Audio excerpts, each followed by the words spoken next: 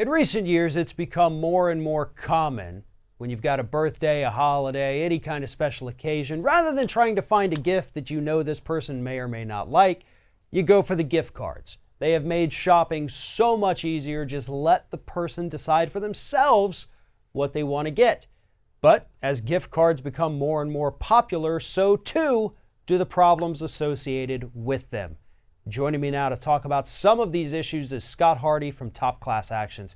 So Scott, right now we've got a lawsuit against Sam's Club, who actually offers their gift cards at sometimes slightly less than what the value of the gift card is. So you're almost buying money, at least in theory. That is, if they actually properly load the card and you can actually use it, which is part of what this new lawsuit is based on. Take it from there for us. Exactly. You can go into Sam's Club, you can go to Costco, but Costco is not mentioned in this class action. This is strictly covering Sam's Club for now. So you can go to Sam's Club, you can buy restaurant gift cards, you can buy gift cards for Disneyland, you can buy American Express gift cards, and you can buy all those with a discount attached in most cases. So it really is worth your while to use your warehouse membership and buy these gift cards. But this class action is alleging that they don't always load the gift cards, and if they don't load it correctly, you're out of luck. And it's a tricky situation. The plaintiff for this class action said it happened to them the first time. They bought some gift cards at Sam's Club.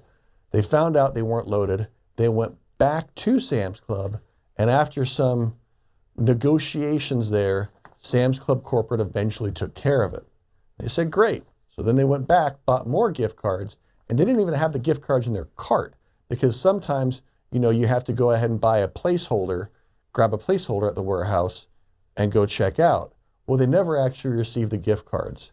So they went back to Sam's Club, said, hey guys, again, there was a scruple of gift cards. Can I just get my gift cards that I bought? Sam's Club said, no. So they reviewed all the security footage, and Sam's Club said, oh, well, actually, yeah, it looks like, you didn't actually get the gift cards. So he said, great, pay me, just give me my gift cards.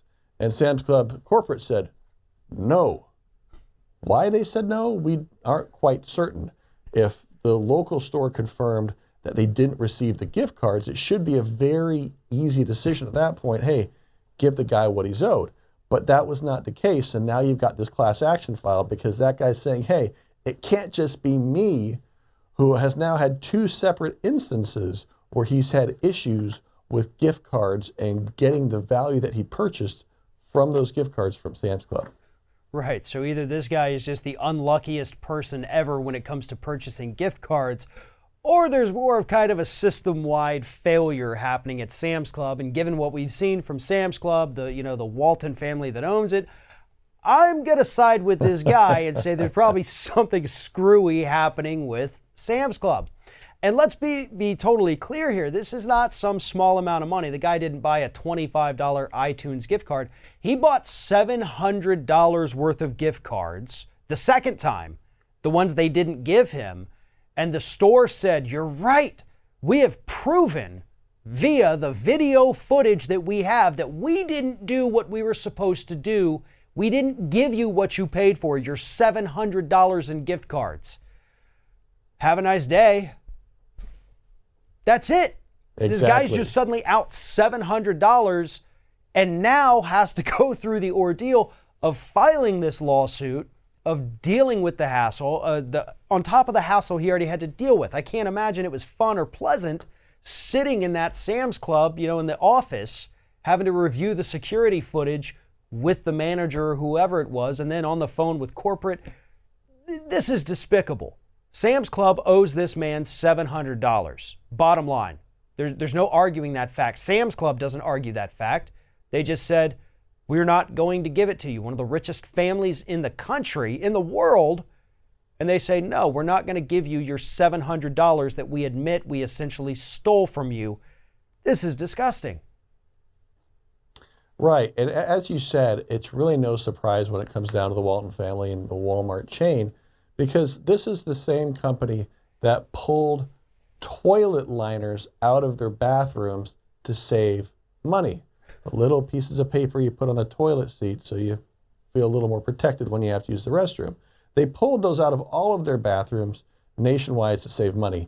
The only reason they brought those back is because the employees were so upset that they took that one little piece of comfort, they had when they had to use the bathroom. So then they brought that back and they apologized to their employees. So if they're going to pull toilet liners out of their bathrooms, then you got to be darn tootin'.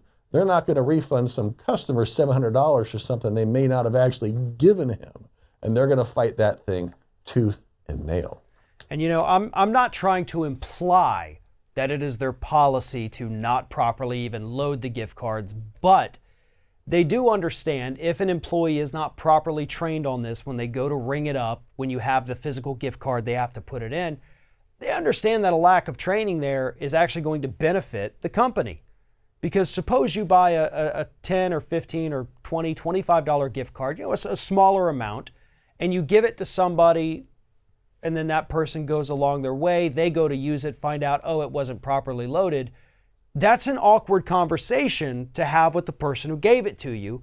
And to be perfectly honest, if it is a smaller amount, most people aren't going to have that conversation.